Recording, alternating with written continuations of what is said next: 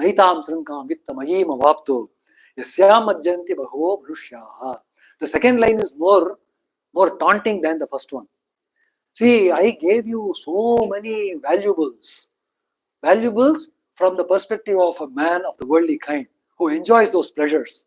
For him, if I am going to give a garland which has got divine powers, what is the divine power the garland can contain? It will have undying smell and unwithering strength.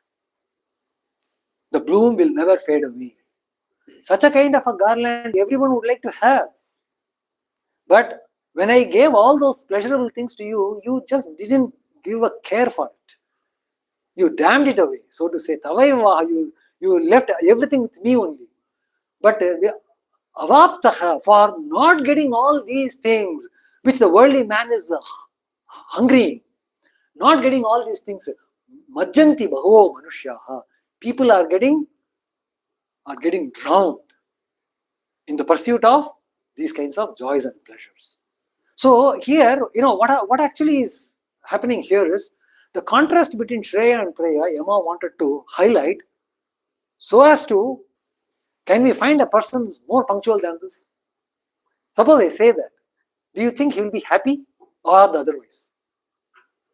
When praises are given with sincerity, naturally people will feel happy because there's so much amount of positivity that is growing within that has been pointed at.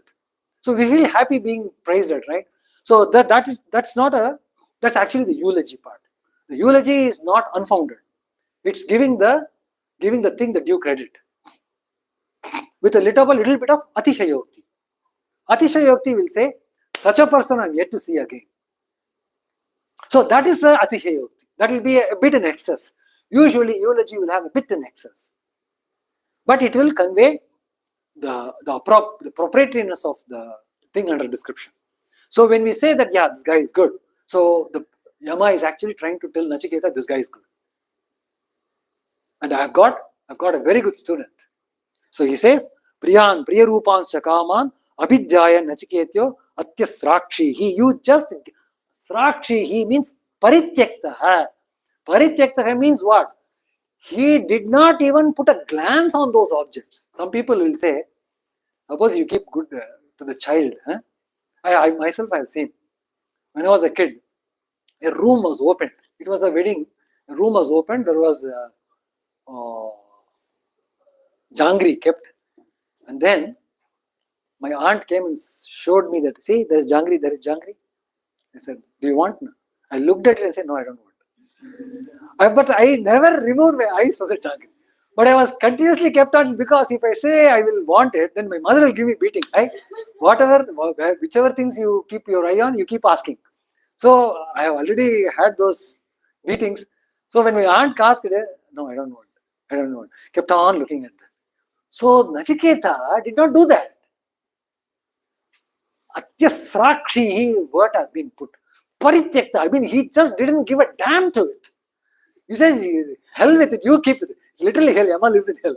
So hell with it. I don't want these things. You don't try to lure me. See the amount of conviction this man has. See, it's actually get all or lose all situation. There were a few YouTube shorts which I happened to see.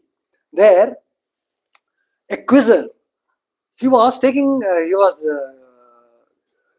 the quiz of a few guys, and then the guys they gave good answers, right answers, incorrect answers. Each one were rewarded.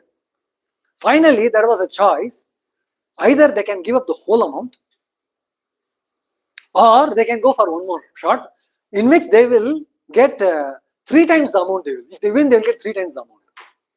Okay, but if they lose, they will lose, I think, half of what they have. $10 means they'll get $5. Okay, suppose if they win, they'll get $30. Are you ready to take? Something nobody wanted to do that. Actually, that was so exactly in lines with this. That is, when the garlands and other things are shown, and then you say that you are asking an answer to this question. I really don't know how I can sever to your needs. But then it may not even fulfill your needs. But then you are going to lose all these things. Neither this nor that you will get. That was the diabolical situation where Nachiketa was pushed into, not with only imagination, but with the direct gifts shown in the platter. And then he had the guts to say that, no, I don't want this. Whether I get the other thing or not, I don't want this. So such a student requires a eulogy. Certainly some praise. And Yama is doing the job right now. Priyan, Priyarupansa Kaman, Abhidhyan Sakshi. But such objects, people get completely immersed. Duramete, Viparite, Vishuchi, Avidya Yacha, Vidyeti Jnata, Vidya Beepsin, Vachiketa Samanye, Natva Kama, Bhavo, Lolupanta, Nanagati, Binnafale, Samsara Moksha, Hetutva Anena, Itietate. It says that, yeah, Duramete, Viparite, the ends of these two, the prayers and the Shreyas, they are completely different. The ends are different. One is for getting sovereignty in the world, joys and pleasures. You want to grip the world. But the world that we are trying to take a grip of, is it a static world or a dynamic world? It's a continuous change. There is a flux of activity happening in the world. How do you think that we can have a firm grasp of this world? So they say, no, you have to be very adaptive. So the word adaptivity comes and says that as and when these worldly circumstances keep changing, you also change. Well, that's good. But if I have an infinite life, I can keep doing it. I have a finite life and I end up with something which is very normal. Avidyaya cha vidyeti jnata. Avidyaya mantare vartamana swayam dira panditam manyamana dandramyamana pariyanti muda andhenaiva niyamana yathandaha. This is a very wonderful shloka. They say that people, what they do is, there are many people who, they say, there was a guy who went to a teacher and then he observed the teacher for the whole day. So the teacher was giving a lot of instructions, and then another student who came, and then everybody left. This student came to the teacher and says, Sadhuji, yes, my child, what do you want? I want to take some instruction from you. Yes, that's why I'm here. What do you want now? He says, so you want to become my child, my disciple? He says, no, I want to become a teacher, just like you, so that I will have a following just like you. Now, andhenaiva niyamana yathandaha andukupe patanti. A person who has no knowledge of what is right and what is wrong, how is he going to give a counsel for the person who is seeking his advice? Well, I myself am confused about what is good or what is bad. So a blind man cannot lead the blind. A lamb leads the other lamb into the same pit. Every following lamb thinks that the lamb which is ahead is doing the right thing, but they all fall into the same pit. So niyamana yathandaha dandramyamana. These people, they go round and round. Prajnavantaha panditaha shastra kushalaha cha iti. They think themselves they know everything.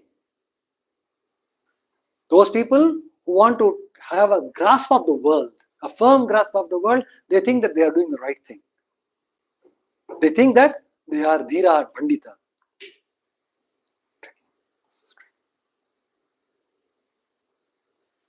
Nasamparaya pratibhati balam pramadyantam vitta mohena modam ayam loko nasti parayiti mani punah punar vashamapadyate me.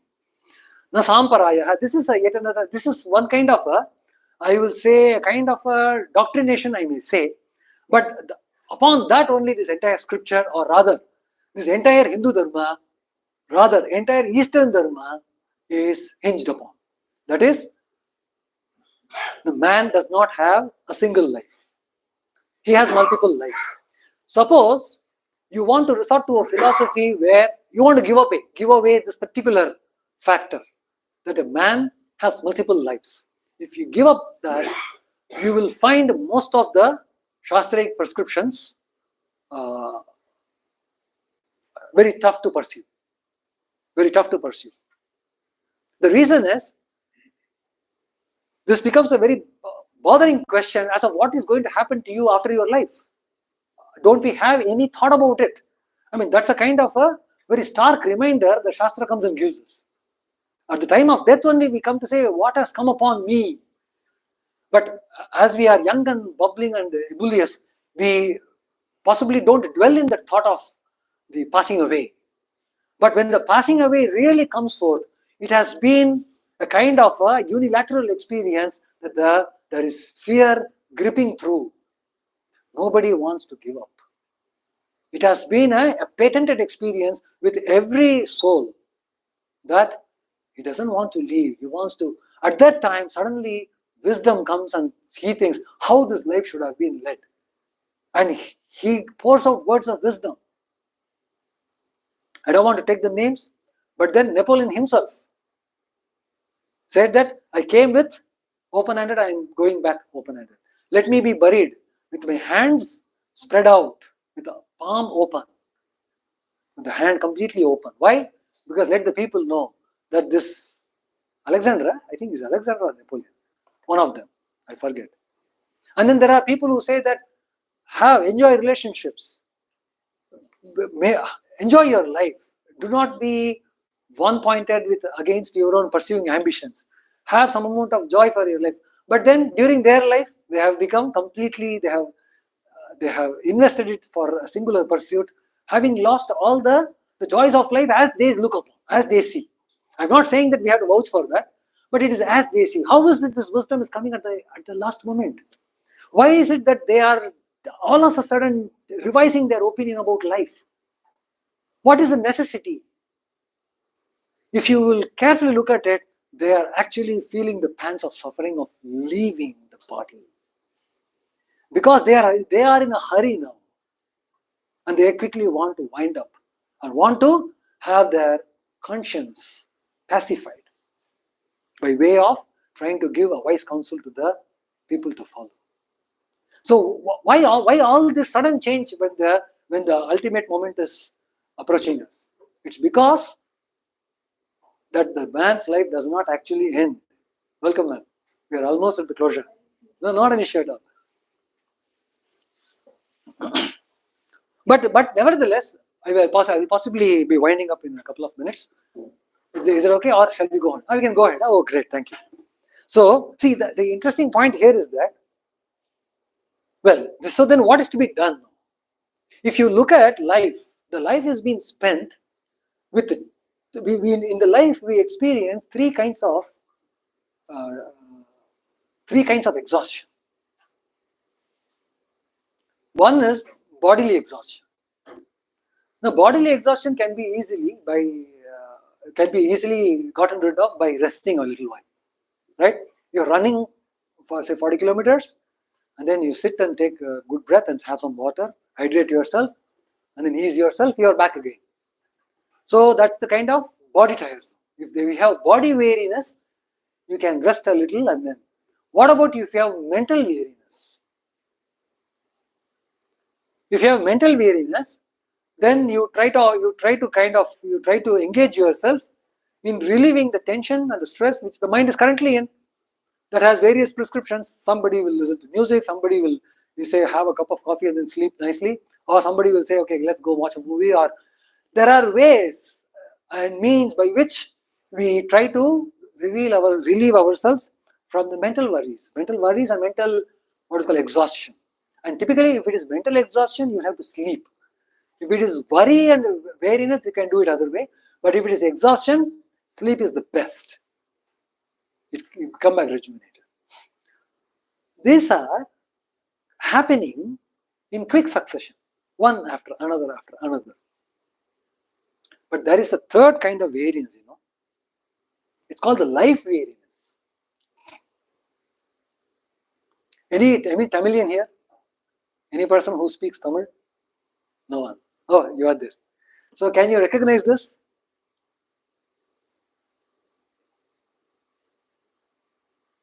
So in this particular recollection,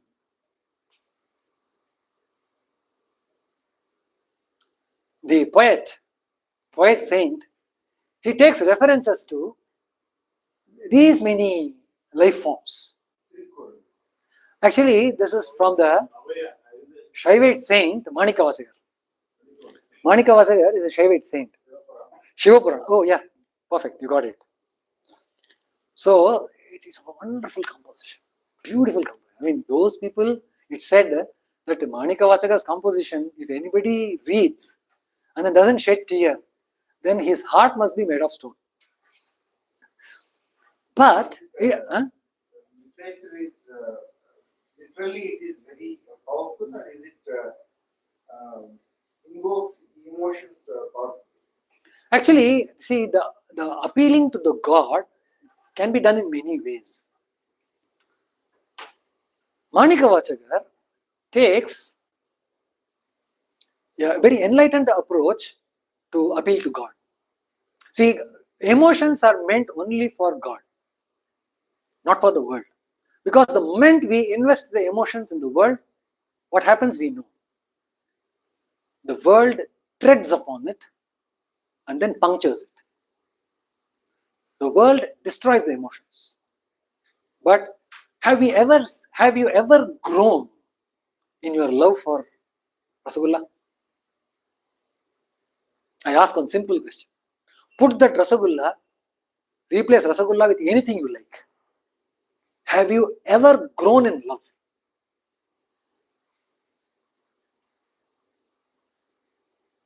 Only with God we can grow in love. There's no other source of joy, happiness, and pleasure, so to say, in which you can actually grow. Every form of a pleasurable experience is a death of some faculty power in the human constitution. I've given some food for thought. Think about it. Yes. What do you mean by Growing, you will never be satiated. One Rasagulla, yes. Two Rasagullas, third Rasagulla, 10th Rasagulla, will you have the same joy as you had in the first Rasagulla? Okay, you may say yes. Then I'll give you 10 more. Then I'll give you another 10 more. There will be a point where you get completely satiated. And not only that, in your next sequel, can you again enjoy 30 Rasagullas? Your ability to enjoy that quantum also comes down. You will say, yeah, I'm happy with one. Later on, even that one is not necessary. Right? Yes, sir. utility of marginal returns? Very true. Utility of marginal returns, yes, is very few. So, but in the case of the divine intoxication, nobody has ever said that this is sufficient for me, I don't want any more, or I can't take any more. People have gone bonkers seeking more and more of this, so to say. I'm using a very vulgar word, bonkers. But then, yeah, that's about it. Intoxication means what? You lose yourself in it. Going bonkers is the description. You lose yourself into it, and there is no measure. I'll take only this much and not that much, and not have any subsequent side effects of having enjoyed that much amount of bliss. So Manikavachakar, as rightly you said, he has this very enlightened position.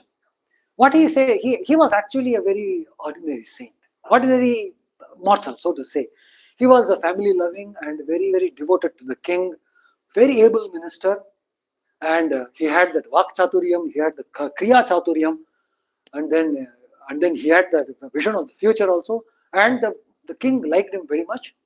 And then life went on, and then suddenly it took a turn where he finds his master seated under the tree. The moment he saw his master, the moment he saw a person seated under a tree, he thought to himself that I'm seeing my master. I'm seeing God, I'm seeing my master, I'm seeing my own Lord. The person who I've only read about in books, who my preceptor also taught me, passing reference, who I have also practiced by my daily dharma. But here, life and blood I am seeing. How did it occur to him? We really do not know. It just occurred to him that he saw his master, and subsequent to which there was no looking back. He was realized. He got the realization, I should say. And then he came away from that place, and then he was not able to apply himself to with the rigor that he was manning the kingdom as a minister of the king. And then he contributed much of his energy to the growth of religion and spirituality. And then he wrote several such kritis. And there, the sentiment that he actually brings out in all those compositions, which is by far the best of all the sentiments the poets and sages have given forth. This is by far the best. He says he puts two sentiments in the same composition. He says that I was an ordinary person, but then after coming to you, I am now inheriting all the riches. He would describe a part of his earlier weak existence and then puts himself into the seat of glory and say that this is a gift of God. So he brings the contrast of both the life strata, and then in order to, because he not only has got that experience, he wanted to share that experience through these compositions, and now even till date, he is supposed to be a person from 700 AD, and he is now revered. I mean, his compositions are now very dear to the devotees. So out of that comes this particular thing: that grease, weeds, worms, trees, animals, birds, snakes, ghosts, demigods, asuras, munis. Munis are even the mendicants, and even gods. All these I have taken so many births, oh my Lord, and I've got tired of all of them. And I've got tired of all of them. So what? Am I lost? Am I forlorn?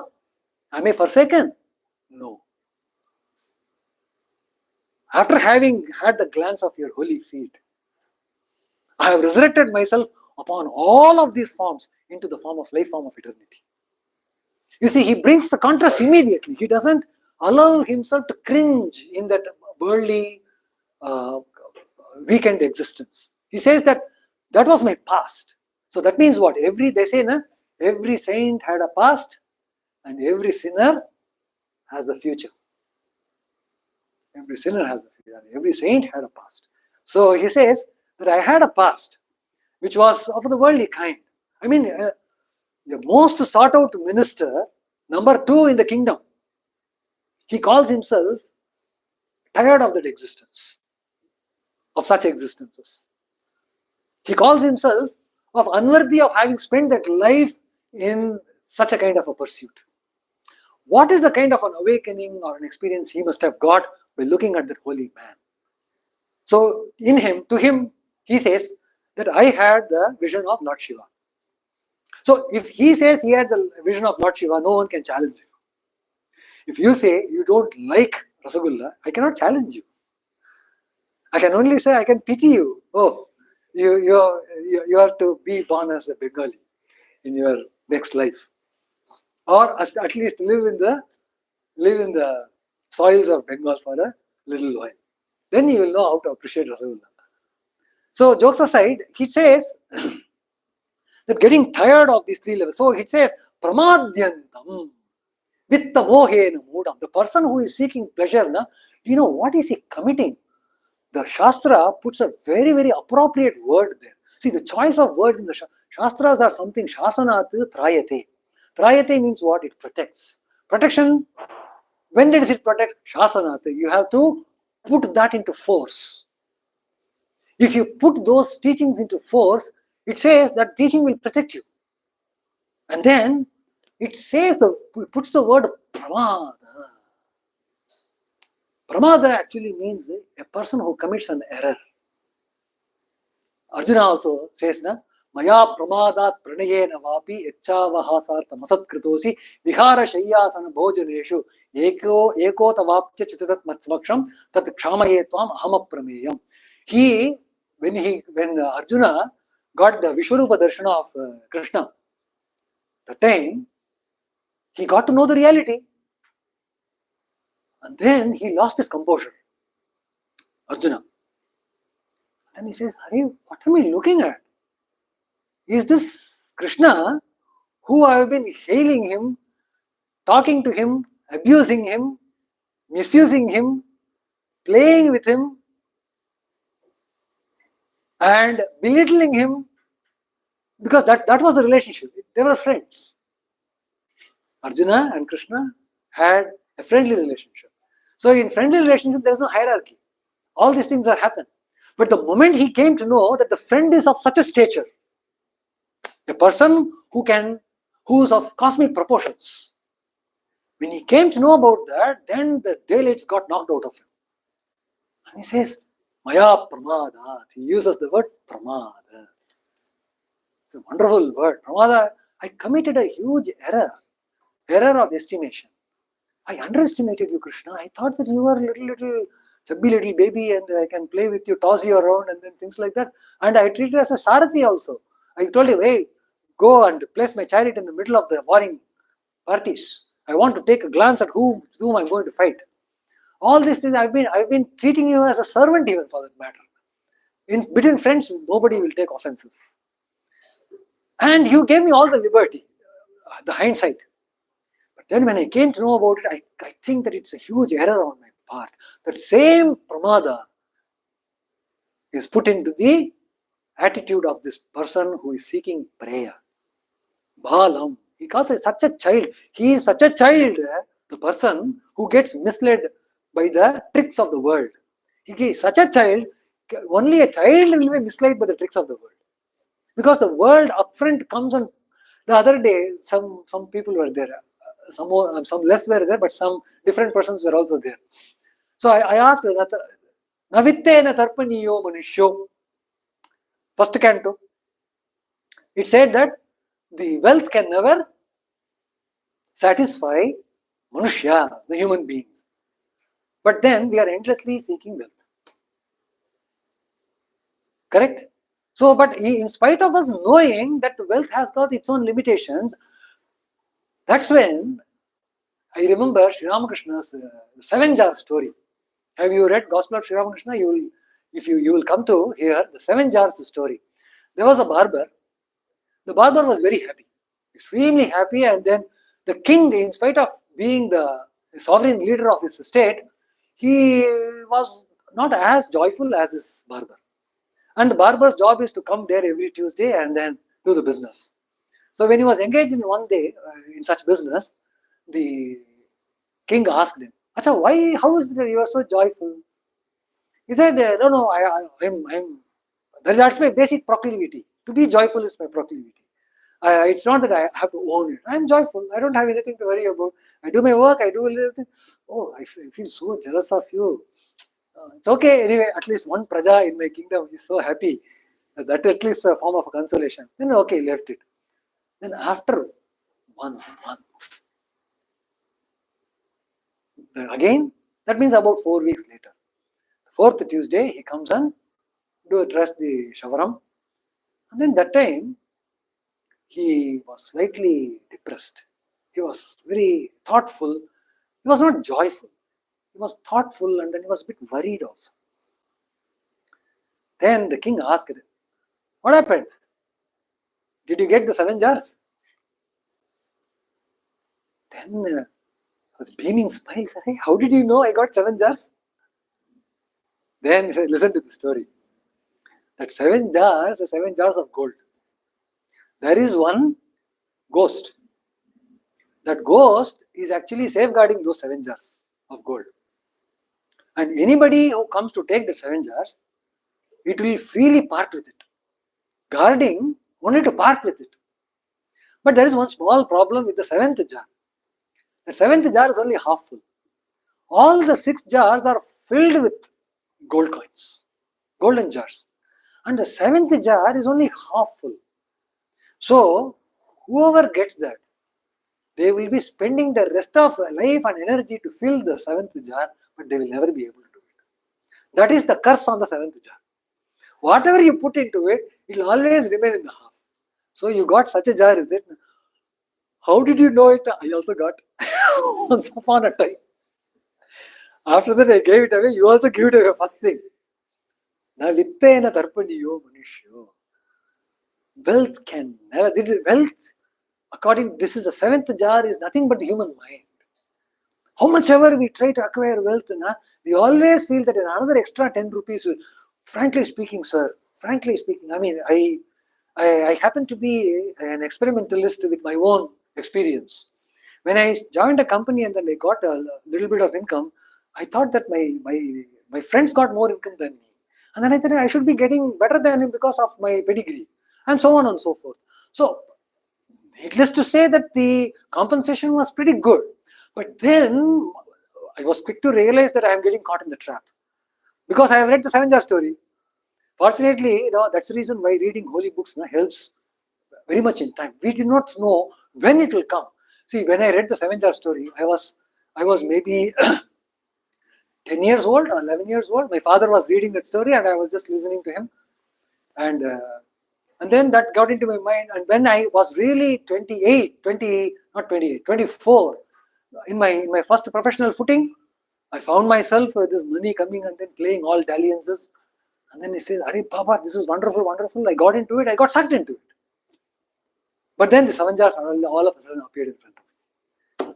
So money is something which we have to be really very careful about.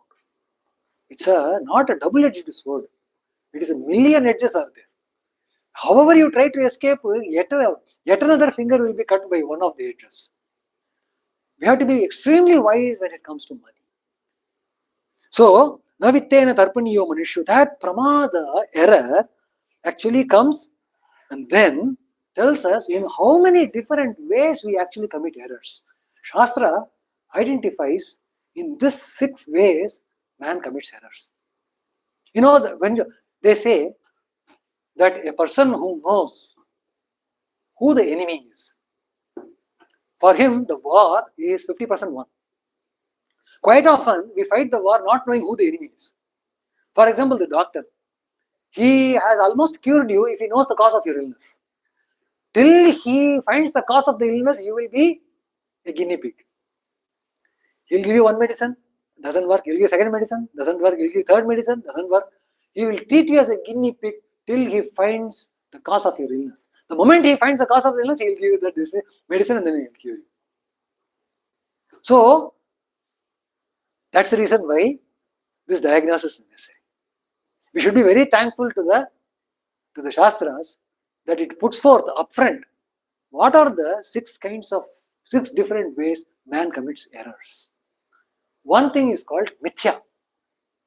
Mithya is knowing things differently. It is called anyatha grahanam. Simple example I tell you. There is not sufficient light. Maybe dusk and fast darkening. Sorry, dawn, dusk and fast darkening. And there is a robber who tries to escape the police chasing police. And then he all of a sudden finds finds something standing in front of him. And then he mistakes that to be another police. Or the police whom I want to escape, that same person is standing in front of me. I will go ram into him. So I'll have to go for another deviation. But then in reality, that turned out to become a stump of a tree. It was just a stump of a tree because of not sufficient light. It looked as if it was a policeman standing. Now, why should it be policeman?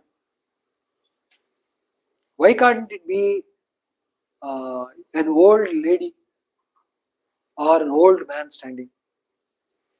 Or why can't it be his own father standing?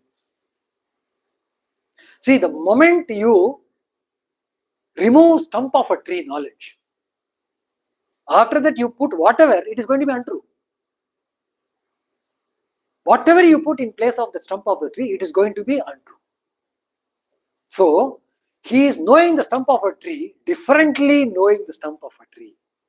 So, all this different knowledge are all wrong. That's called mithya.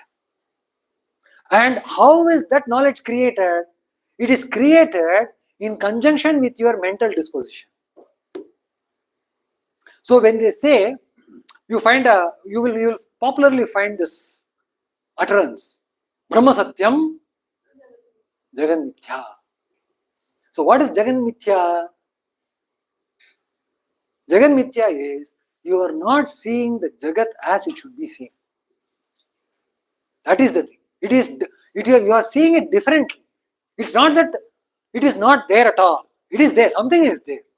But that is being differently seen. How differently it is seen? Depending upon your mental disposition.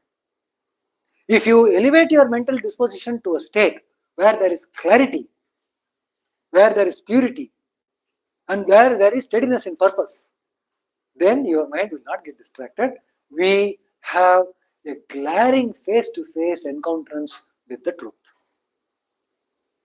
Unquestionable and undoubted thereafter. So that is mithya. And then, so this is one popular. And then Brahma.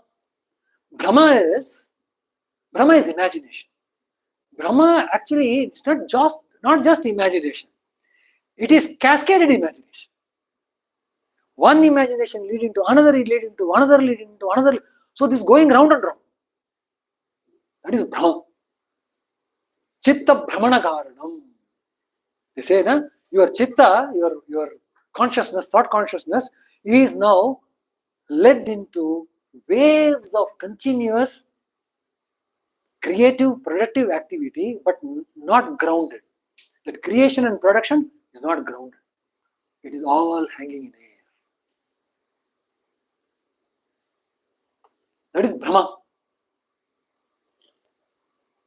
And then Vimati is another error. Vimati is lack of intelligence. Simple, straight lack of intelligence. Stupidity. So we commit errors because of lack of intelligence. So we have to do always that backworking. Error has its origin in Mithya, origin in Brahma, origin. But Mithya is the what is called as the foundation of all the errors. It's the foundation of all the errors. So it is not that each of them are distinct. They are one contained in the other, but they differ in their manifestations. Moha is delusion. Moha is basically what Arjuna faced in the presence of the warring parties. What is it that he experienced? He suddenly found himself weak. Correct? He says that my hands are shivering and the weapons are falling away from my grasp. Beautiful verses are there. Correct? Very kind of a neurotic.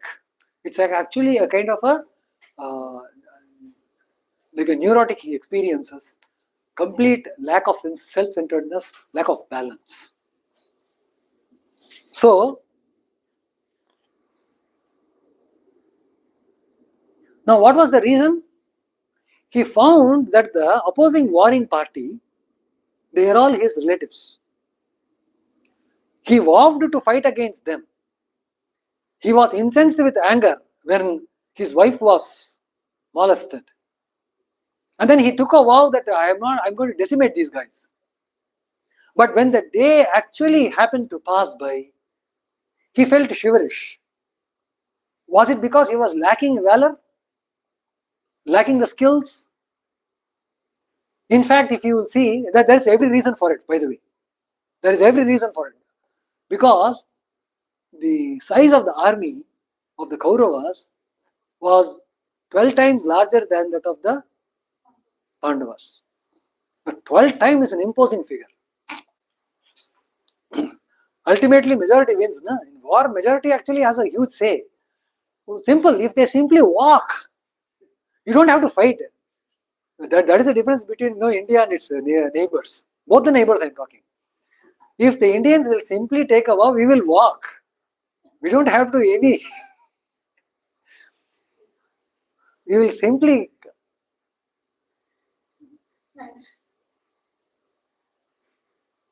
displacement reaction. In chemistry there's something called as a displacement reaction. Any chemist here? Correct? We will do a total displacement. Such was the condition of the Pandavas. So to feel weak and cowardly and let down and then feel a bit peevish is all justifiable. Though not with Arjuna.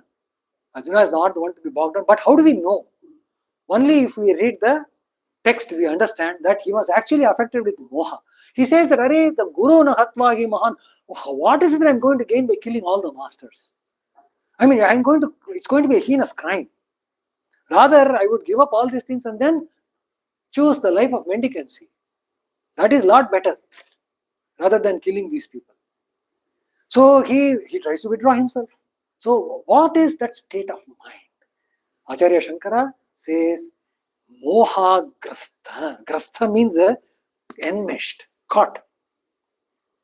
Grasanam. Grasanam means it is a deadly grip. Actually gripping, but I'm using the word deadly here because the force is so strong. Moha. It doesn't release the grip so easily. Moha grastha. Avichara. Avichara is lacking this. Yeah, yes, ma'am. Yes. What kind of delusion is it? It's not Yeah, the delusion, the moha actually goes with the understanding of delusion. Okay. Now, I don't understand the English word delusion, frankly speaking, but I understand the Sanskrit word moha. Moha is translated as delusion. Actually, muh. Muh is the root word. Muh. Muh means to cover. To cover. What is it that is being covered? The reality is covered. So moha is that experience of something which is covered. So that will not be right experience. Correct? That won't be the right experience. Confusion, they say, na? Tena muhyanti jantavaha. So the moha is, say for instance, there is a word called mohanam. Mohini. You understand the word mohini? What is mohini? Mohini is that particular person who comes and robs your mind. Literally robs the mind. Krishna is called Mohan. Mohana. Mohana. Because mana mohana, he robs your mind. So Mohini is the female form, that which robs your mind. Devi, the Maya is called Maya Mohini. Maya, what she does is she robs your mind. So robbing means what? Robbing simply means robbing the truth and then letting the false to settle. You get the incorrect knowledge. She robs the truth away. She robs the mind away means what? She robs the truth away. So then what is left will be left to your own imagination. The experience that you will have will be left to your own imagination. So moha comes from the word muh. Muh means to cover, and that goes in English we use the word delusion. See, delusion, I don't know whether it has any connection with the deluge. Does it have any connection with the deluge? We have an English grammarian here. Deluge means what? Overpowering. Something comes as a water comes and overpowers the land through either through the floor or from the sky. It comes from delusion. Deluge. So coming and overpowering and then completely covering. So the great deluge, what the Christians talk of, pralaya. It's more like something which is not real. No, completely covering. It completely covers. Say for example, the water rises say 15 feet here. Then you will find everything even. No, but here the delusion is something that the people use for the stereotype. Acha? They only imagine the thing. Correct. It's not real. Very true. Very true. So Very true. Very true. The delusion means something, as you said, the move is like something which is covered. Covered. The reality. Yeah, that actually in reality that doesn't exist at all. Absolutely. Yes. But sir, what Akshay asked is that what kind of delusion is this? Arjuna was right. Arjuna was not right. Yeah, he was covering up his duty by the Yes. war. Yes. The idea that the warring parties, Are strong. warring enemies, is not stronger. They are all my relatives. That is the Moha. That is the moha. That is that idea. They are not his relatives. No, they are his relatives. They are his relatives. They are, of course, they are relatives. See, it is not that it was false. They are his relatives, but in the context, seeing them as relatives will not serve the purpose.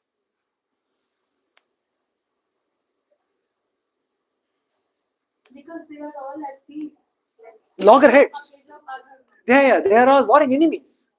Once you brand them as an enemy, you have already vowed that you are going to fight against them, you are going to prevail over them, you have already taken that vow. What happens to that vow? Man is all what his thoughts are. If he doesn't keep his own vows and thoughts, then what is he all? Then Arjuna was not in his presence. Arjuna was not, yes, Arjuna was, see, Arjuna was getting overpowered. Strictly speaking, if you analyze the psychology of Arjuna, he came there to fight. There was a firm resolve that he has to fight the enemies. He has come forward, and now under this circumstances, what is he supposed to do? He is supposed to fight because of the resolve he has taken. Sankalpa. Because of the resolve he has taken, he has to fight. But now, overpowering the resolve, and another idea is coming and covering it up. Covering it up and then showing up an entirely different vision. He is getting a different vision now. What kind of a vision? That what I am seeing, these warring enemies are my own relatives. As a result, it is not befitting for me to fight with them. Not only that, he takes the instances of other non-gurus also, and then he says, of what worth is to fight all these atatayinas. He uses the word atatayina, or those persons killing whom I will incur sin. Atatayinas are those persons who are not even worthy to be killed. Doing which, the killer will get all the sins. Atatayina did.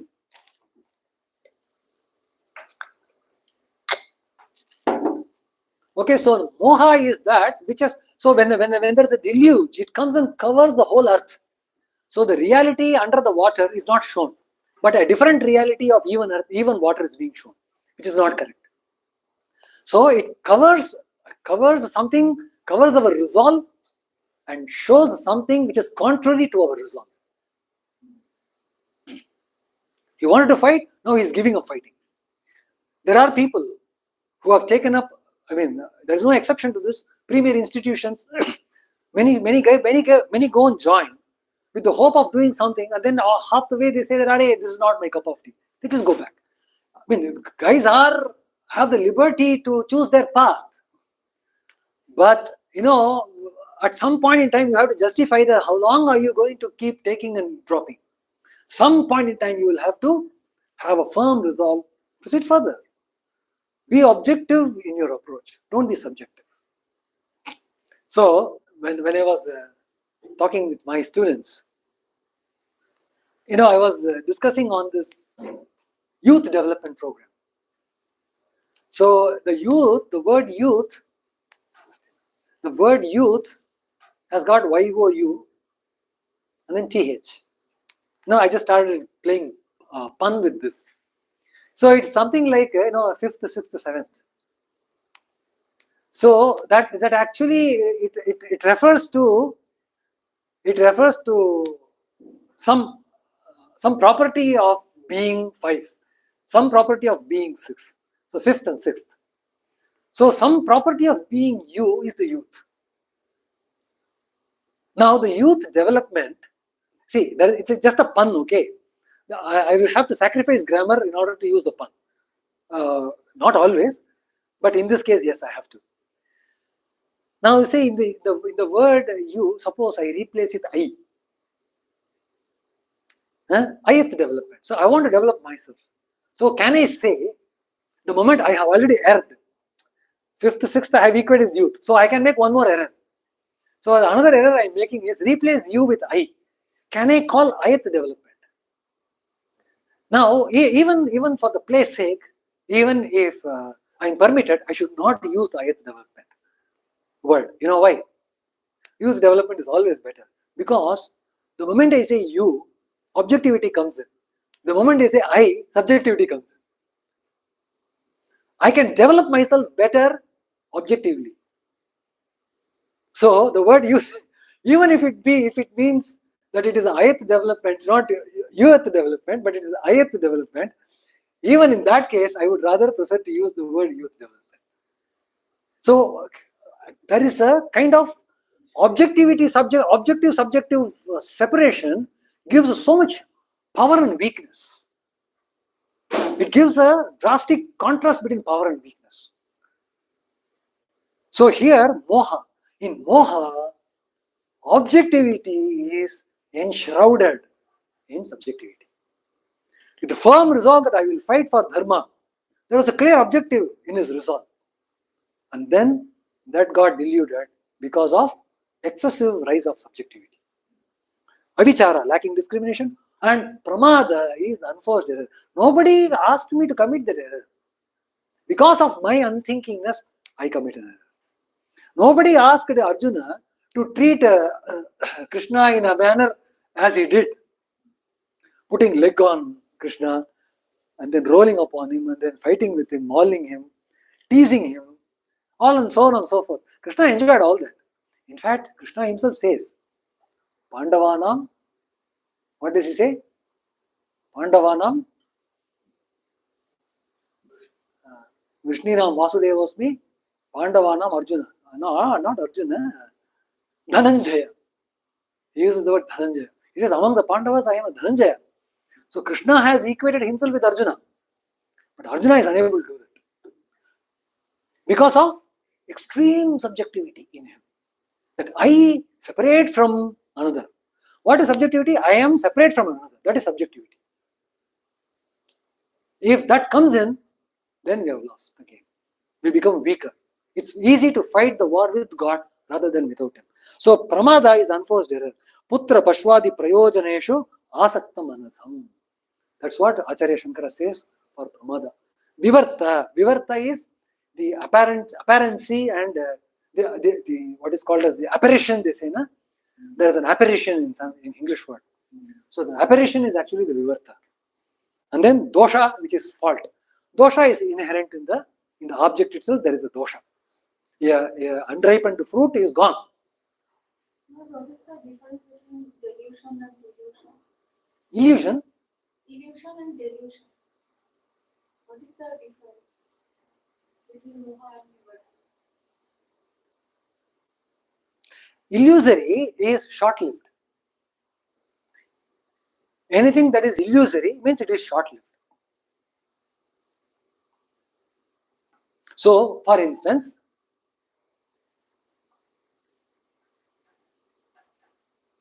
I'll go to that. I'll tell you.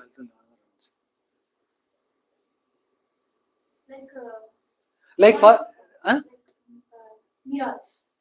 Mirage. Mirage is an illusion. Yes. No sooner you go closer, yes, very good. Correct example.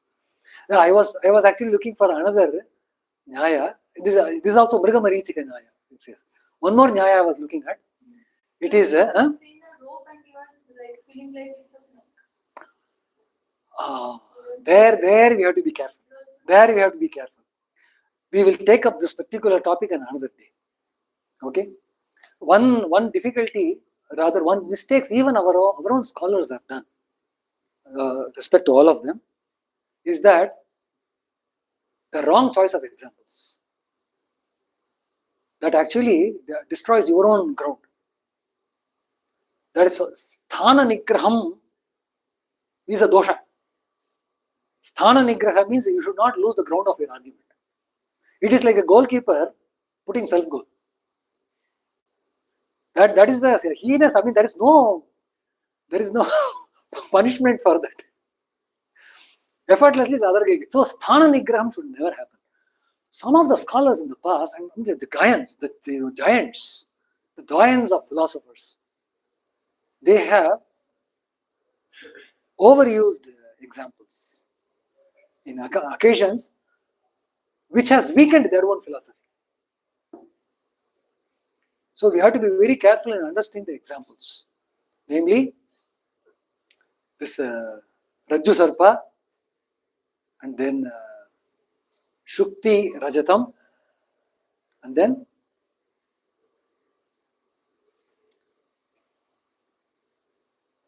one more is there, right? Mrigamarichika is obviously there.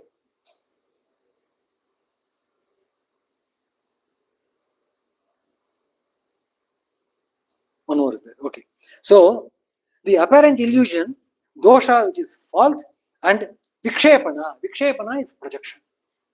Projection, see, for instance, projection can be easily understood, Suppose I have a cube. I do a 2D projection. Now, can the 2D projection completely describe the cube? It cannot do that. So, any projected information will not be truth. Because you are cutting down several dimensions of truth. And you are having only a partial view of the truth. So, that is projection. Shall we, any question? We'll continue with this a little later. Because one more topic is there, which takes me to, or shall I do another 10 minutes? Okay, great. Shravanayapi Bahubi, because I will stop with this, because this is another new concept that is coming in. Just as the way we had the concept of error, now we will have the concept of practice. Okay? So how a practice can actually nullify all these errors. But still, these practices that are given, they are also not ensuring you complete knowledge. Practices never ensure complete knowledge. Practices ensures that you don't commit errors, further errors. That is what the practices are all about. Okay. Shravanayapi bahubir yona labhyo shrunvantopi bhagavo yamna vidyuhu ascharyo vakta kushalasya labdha ascharyo jnata kushala anushishtaha. So, a person who cannot be attained even for hearing by many, that's a straightforward translation, whom many though hearing do not know, Shrunvantopi, hearing a lot about him, not about what Shreya. Till now I have not told what Shreya is. So you have heard a lot about the mention of Shreya, but you have not known. That's because of my fault. I have not told sufficiently enough. That's okay. Shrunvantopi bhagavo yamnavi bhagavaha, many do not even know. But therefore, ascharyo bhakta, therefore a person who can elucidate the nature of the Shreya is certainly a spectacle. It is a spectacle that we have persons, ascharyo bhakta, who can delineate, who can explain about the nature of reality. Such persons are to be adored, are to be pursued, have to be followed, ascharyo bhakta, and at the same time, there must be sufficient listeners also to this. If the hall is empty, Dhyanagam-Jnananda will have no place. So the hall is there, hall is filled with people, therefore the speech is happening. But here he says, Kushalaha asya labdha. The labdha, the person who is receiving, is also kushala, is also skilled. What kind of a skill that a student must have? What kind of a skill the student must have? Here, the kind of skill is, whatever the teacher says, he is able to remember. That memory is given a lot of weightage in learning of the Shastras. The reason, simple reason is this: man is what his memories are. Full stop. Man is not what he does. Man is what he thinks. But unfortunately or fortunately, what he does also influences thinking. So they say, whatever you think, you do. You abide by that. Because the reverse reaction is going to go and infiltrate into your thought world, and it may pollute or corrupt that database, and it will give you an entirely false projection of your own self, which you didn't want yourself to be. Arjuna didn't want himself to be such in front of the warring enemies, but he eventually turned out to be so because of the mental pollution. Moha was the reason, that's okay, but there was a mental pollution. So here you see Shravana Yapi, Ascharya Bhakta, that's why he says Kushalaha here means whatever he listens from the teacher, from such a teacher, he is able to retain and he is able to process. Ascharyo Jnata, the person who knows, certainly very great, illuminary. Kushalaha Anushishtaha, and a person who well abides by that is skilled. So the distinction is brought out here. Now the beautiful word that is given here is Shravana. Shravanayapi Bahubir Yodalabhya. Hearing is the word that is used, okay? And then even though hearing, Bhavana Vidyuhu. After hearing also, people, what is the hearing that Shastra prescribes? See, Tattva Jnanam, everybody is in pursuit of knowledge. We are all knowledge seeking animals, human beings, or gods, whatever it is. We are all knowledge seeking. Now, do we want our knowledge to be frittered away into nothingness after we learn? Or do we want the knowledge to be constant? All of us want the knowledge to be constant. But you may say that IT industry has developed so much. Correct? IT never had constancy in its offerings.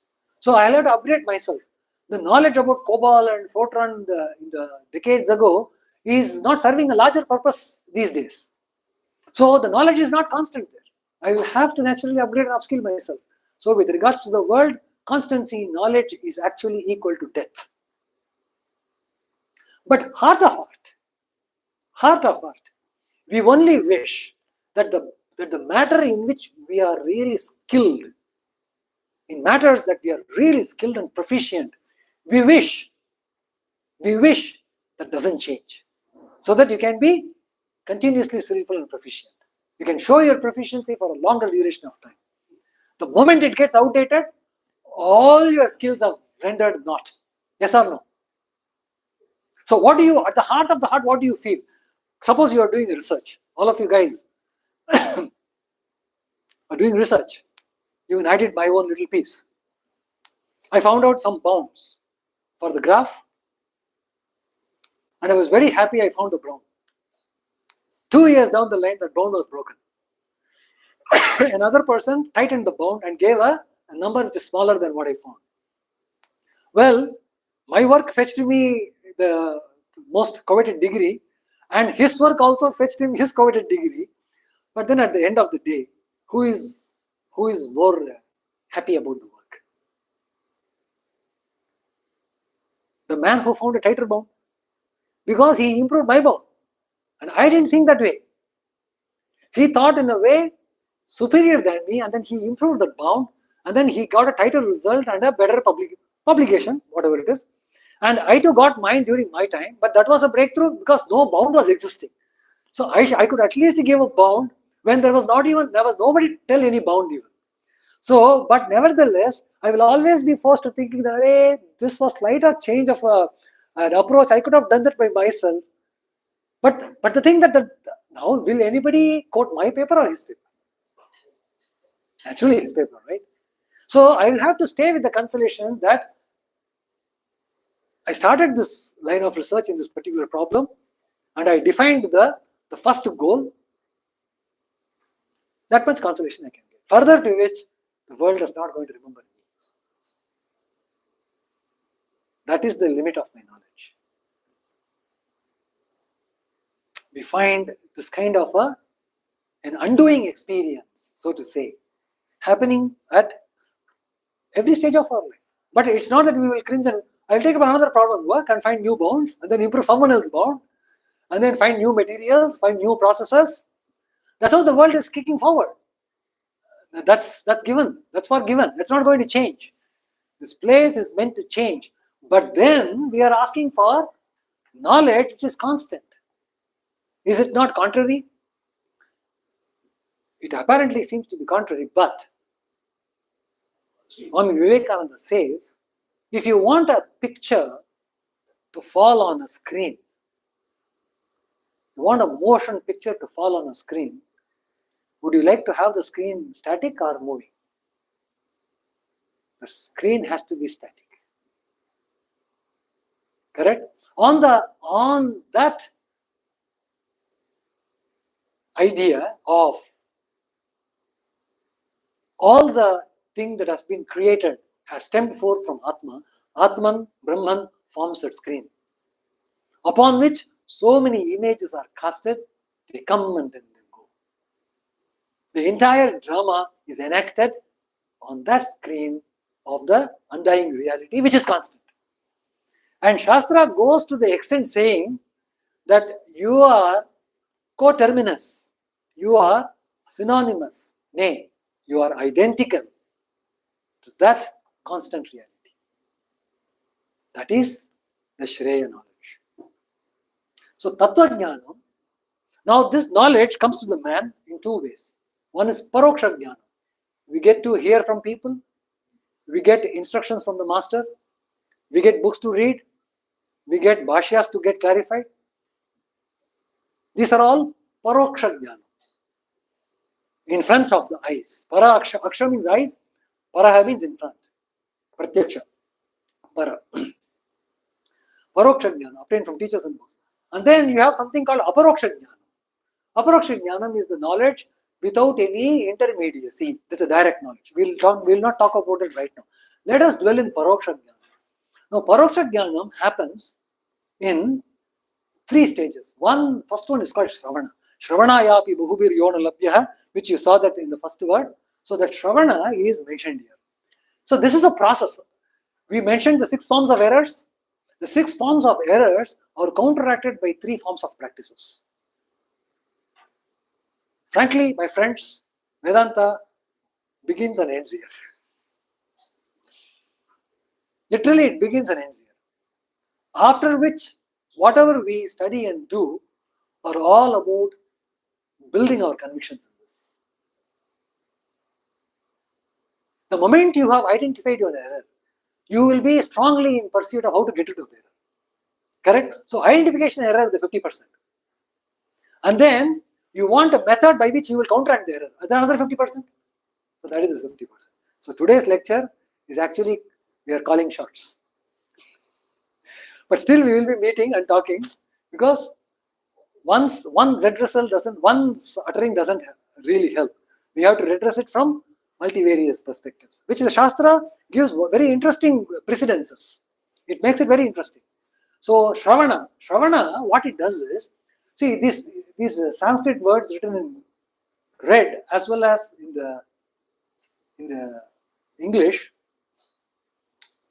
all 3 serve as definitions. Okay, Shravana process is cogitating with the text, cogitating within ourselves with the help of the text. So now he said, many of the guys at the heart of the heart really want eternal life. Everybody. You go touch and ask this brahmachari, say, you want eternal life or you want a short life? I am for eternity. Yes or no? We want our lives to go on and on and on. We don't want it to stop. But along with that, we also want our youth to continue, our enjoyments to continue, our engagements to continue, our entertainments to continue. All that is coterminous. No bargain on that. Okay, we will accept it for the time being. Such a kind of an eternal life, all of us are seeking. But we just only do not know the right way to seek. The right way to, actually, the Shastra promises that kind of an eternal life. But not coterminous with all the other things that we did.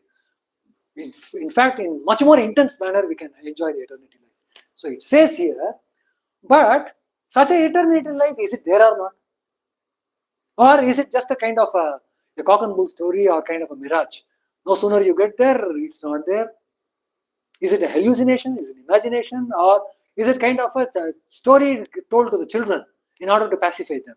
Hey, you do this. If you do this, I will give you the chocolate. The chocolate, the child never gets to see it. The reason is, mother knows only to get the work done, she requires the excuse of a chocolate. So, as a result, we find that man, even though he has a part of his being aiming for something higher, something extra corporeal, something which is supernatural. It is because any instance of I saw suddenly a person appeared and disappeared.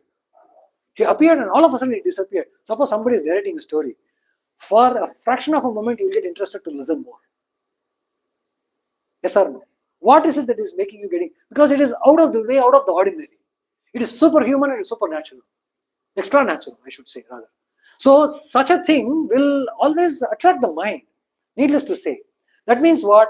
Whenever, remember, friends, whenever you get attracted, that means you have the desire for it. Let us not hide behind words and emotions. If you are attracted by something, that means you have the same forces functioning within you as desires, but not manifested sufficiently. Its first invitation card is attraction. So, if you get attracted to this, that means we have the desire to have such experience. So, a man can never be a sworn atheist. Can never be. It is impossible. A man can never be a person who doesn't believe in the life hereafter. Cannot be. He just holds on to the opinion in an argumentative manner because there is a part of his self lingering with the idea of perpetuation. Otherwise, the man will stay hopeless. Where is this propensity for hope coming in? It comes from the sense of perpetuation, continuation of life. This continuation of life is that particular singular factor which is springing forth from within as hope. Maybe tomorrow will be better. Maybe the subsequent year I will better myself. It is perpetuation. But then how long? He never puts a limit to that.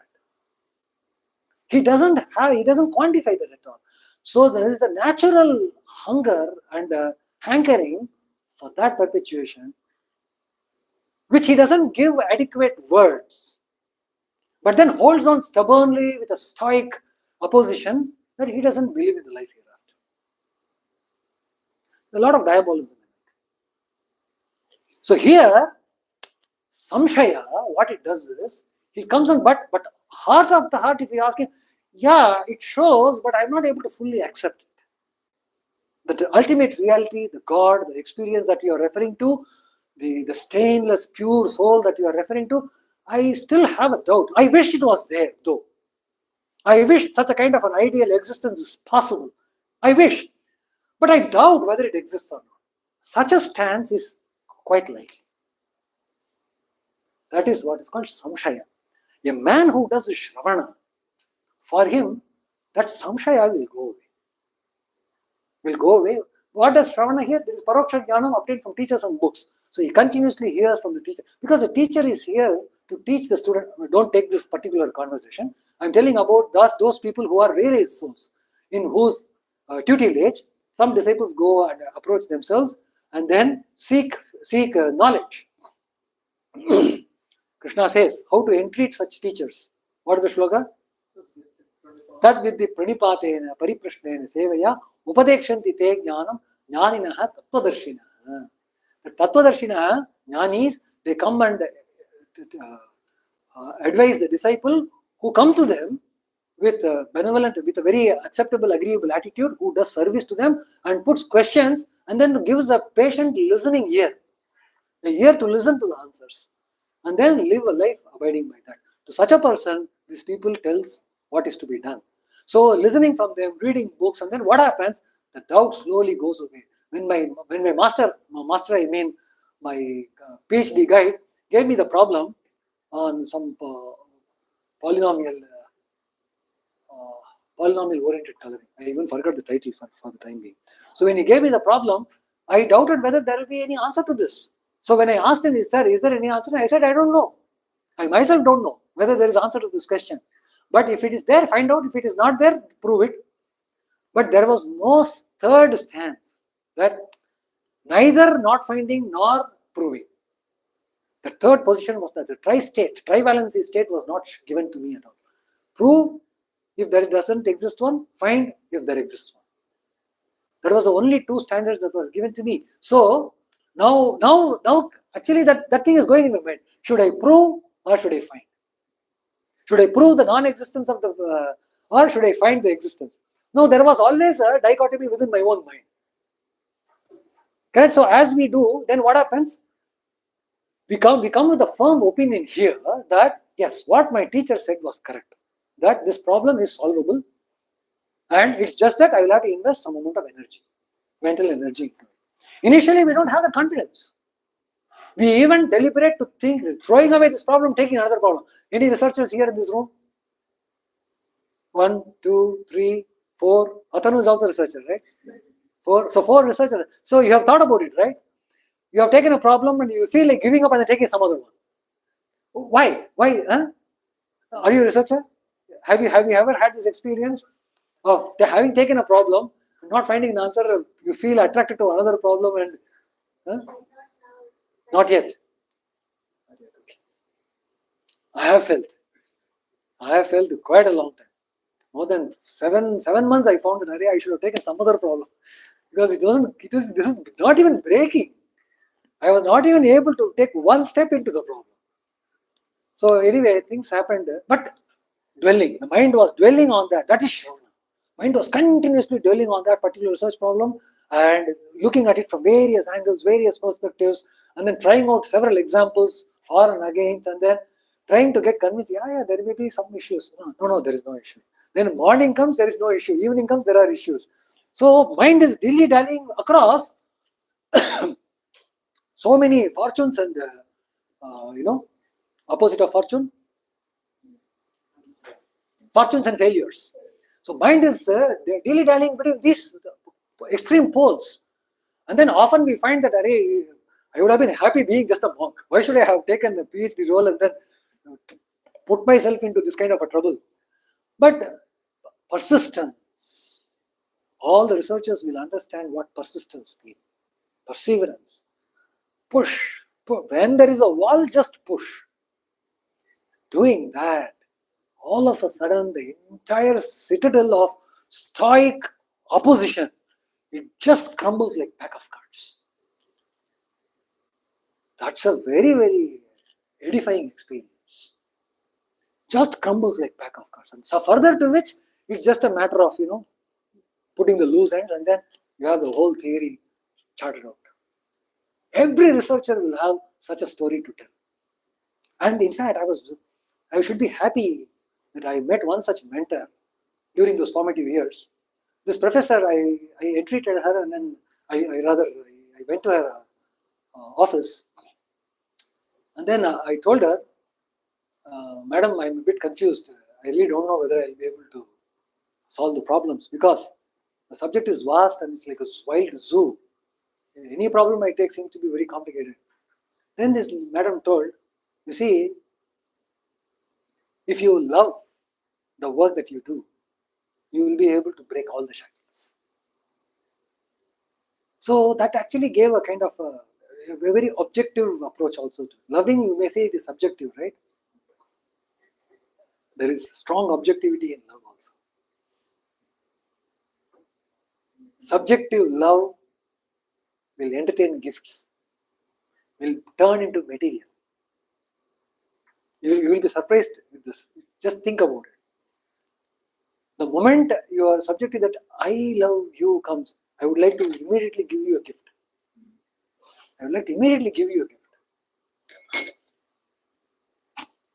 But in objective love, you say in the case of a mother and a child. Mother goes through a lot of suffering. Correct? But she looks upon the child as a being that needs to be protected in spite of all the suffering she may go through. Her singular objective is to protect the child. It's not simply that she is loving the child. That love expresses with extreme objectivity, very well clarified objectivity, which is unobstructed and unadulterated. That objectivity will come when you do your research, when you have the love. Clear objectivity will come. And I should thank my stars. So what here it says is samshaya nivritti. This is very, very important, friends. We cannot directly jump into any practice that will give us the what is called as the most sought after realization. We say that, okay, I have lived 1 week of tapasic life. I don't get anything. I'm not getting any listening, any sounds, or having any visions. I have read so many books. Nothing happens to me. I have done so many meditative practices. I have visited this shibir and that camp, but nothing seems to be happening. Perseverance. First of all, we have to root out that idea that this problem is not solvable. That the solution exists. Solution exists. That is the first stage. Cessation of the waves of doubts. Manana is the next stage. It intensifies your Shravana, and it says that when you perfect in Manana, or rather, why do we have to take up Manana, or what happens during Manana, is Asambhavana Nivritti. That is, after having done 7 months of work on the problem, I got convinced that there can be a solution. No, that me, that I will certainly get the result. That I will get the result. That sense of experience that you get within you, but they say, light at the end of the tunnel. The dark tunnel is there, but there is a feeble light. Simply says that your future is going to be brighter as you advance towards the end. So that asambhavana, that is, that this cannot be solved, that will go away. Not only that, that it is sambhavana, it is possible for me to get it. If so and so has got it, why not I? Why not I? In my own little way, I will also be able to do it. Well, Pankaj has done it, Vinod has done it, Rohit has done it, and Ragini has done it, Keshini has done it. Why not me, Ravana? I will also be able to do it. So the cessation, asambhavana nivritti. Third one is nididhyasana. In the nididhyasana, what happens is viparita bhavana nivritti. See, viparita bhavana, this I think it's very difficult to explain. Very, very difficult to explain, because quite often what happens, all our worldly problems, they get solved at this stage. We don't have to actually go to nididhyasana. Almost all, or at the beginning of the nididhyasana itself, we will get it. We don't even require this nididhyasana. But nididhyasana, why it is viparita bhavananam nivrittihi. That is, you see, a man with a conviction plus with an urgency to attain. A man with a conviction, and there is an urgency for him to fulfill and realize his convictions.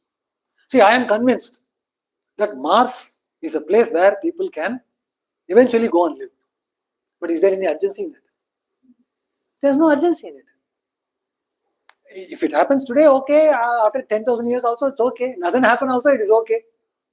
So, there is a conviction, there is an urgency. On thirdly, there is no other option. Do we experience this? There is no other option. Then you will go to nididhyasana. No, it's much deeper. Much deeper. There is no other option. That means in that mind, you cannot allow even a fiber of a thought contrary to the conviction to come, because there is no other option. You get my point? Suppose there is a thought which is contrary. How are you going to tackle this? Those contrary thoughts would have ceased here, but they would have been held in abeyance. They would have been held in abeyance at the rise of these two vrittis. Shravana vritti and manana vritti comes and forces all the contrary thoughts not to rise. But the propensity is still there. The moment I relax Shravana and Manana, this devil will start showing up. Okay. The moment you grow weak, say for example, in your personal life there is a slight turmoil. All of a sudden, the confidence you have in your professional world, they will start crumbling. The moment your personal life starts getting weaker and becomes groundless, it becomes a bit scary. Nobody is able to resurrect his professional career at the cost of personal career. No one. Not even the other way. It's very difficult. You should be kind of a zombie to completely absolve yourself from the failure of one to put yourself into the other. Because of involvement, subjective identification. Therefore, in these two, what happens? There is a strong force of your Shravana and Manana putting rest. In the nididhyasana, this pressure is not there at all. We are not putting pressure at all. That means what? All the negative propensities, they have all got waned away. So that's the reason why we say there is no other choice for you.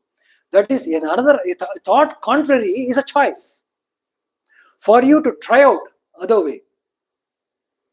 Somebody says, go this way, Baba, you will get east. This is the way towards the, say, not east, this is the way towards the sea. But then you see all buildings, the crisscross roads, and then market is coming, temples are coming, and then theaters are coming. There is absolutely no sign of any indication of any sea approaching. But then you suddenly start doubting, Arey, that fellow told, I did not clarify with any other person. Should I pursue my journey or should I simply blindly go? So then he asks someone, then another person, thoughtlessly he says, you've come all along this way, it is that way. Then now he is confused. Now the idea comes and it is that way is contrary to his earlier learning. Correct? Now, is it going to leave him at rest? I have walked for 2.5 hours thinking that I am going towards the sea.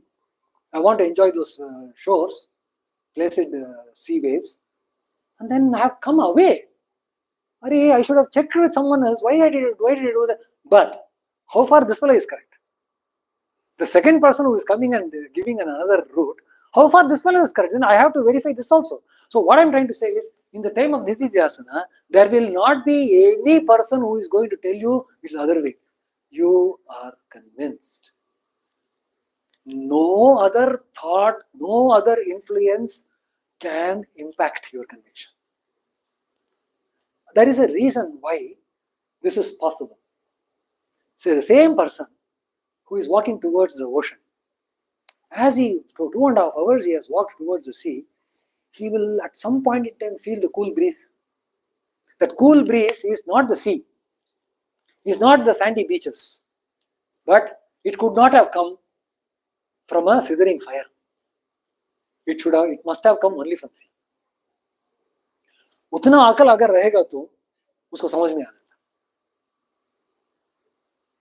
So Nididhyasana is a time when he does not, when I say he doesn't have any other choice, it simply means that he doesn't pay heed to any other choices because of the convictions and the urgency that he has.